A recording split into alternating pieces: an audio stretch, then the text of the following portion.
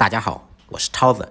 今天用鲤鱼给大家分享一道非常好吃的酸汤鱼，鱼肉鲜嫩，酸爽开胃，好吃又下饭。首先准备一条新鲜的鲤鱼，让老板娘宰杀处理好，在鱼头、鱼尾处各划一刀，取出这一条并不腥的鱼腥线。鱼腥线其实就是鲤鱼的运动神经。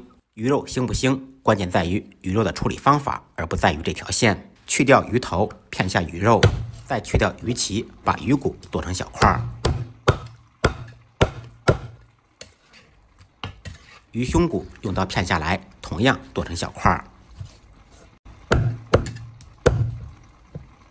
鱼头从中间片开，抠掉牙齿。鲤鱼的牙齿腥味非常大，因为它已经很久没刷牙了。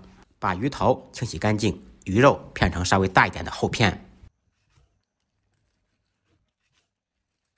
片好的鱼片放入盆中，加入2小勺盐，用手揉搓抓拌2分钟。这一步可以去除鱼身表面的粘液，去除腥味，可以使鱼肉更加筋道。抓拌完以后，加入清水清洗干净，洗好以后把水倒掉，用手攥干水分，再次把鱼片放入盆中，加入盐、白胡椒粉、去香增腥的料酒，单手打入1个蛋清，用手抓拌均匀。鱼片抓至发粘以后，放入少许生粉，再次抓拌均匀，鱼片就将好了。准备1小把豆芽，放入清水中清洗干净，也可以放其他自己喜欢吃的蔬菜。2个西红柿清洗干净，切成小丁。小料准备少许姜片、蒜片，还有葱花。材料全部备好，接下来开始制作。起锅做水，放入1小勺盐，水开以后放入豆芽，先焯下水。再次开锅以后煮1分钟，捞出放入盆中垫底。鱼头、鱼骨放入锅中，倒入一点料酒，在锅中煮1分钟。经过焯水以后，可以去除鱼腥味。煮好以后，捞出空水备用。另起锅，锅烧热，放少许油，先用油润下锅的全身。油热以后，放入葱姜蒜，煸炒出香味。小料炒香，放入准备好的西红柿丁，简单翻炒扒拉2下，放入1勺红酸汤。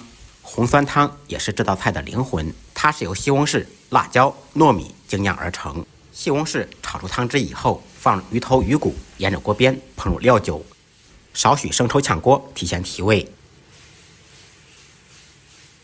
然后加入清水，调节好的可以放高汤，放入盐、鸡精、胡椒粉、白糖调味。开大火烧开锅，开锅以后煮1分钟，煮好以后把鱼头、鱼骨捞出来，放入盆中垫底。接下来改开小火，下入姜好的鱼片。鱼片下锅时火不要太大，否则会脱浆。全部下锅以后，再改开大火，用勺子轻轻的推。